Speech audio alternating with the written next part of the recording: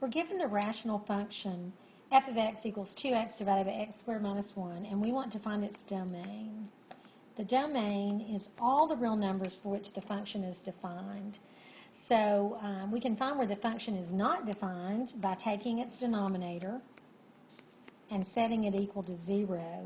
And if we solve this equation, those will be the values that cannot be in the domain of f.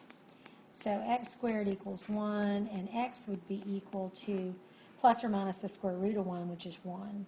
So the domain is all real numbers x doesn't equal 1, x doesn't equal negative 1. Now to write that mathematically, let's write it in interval notation.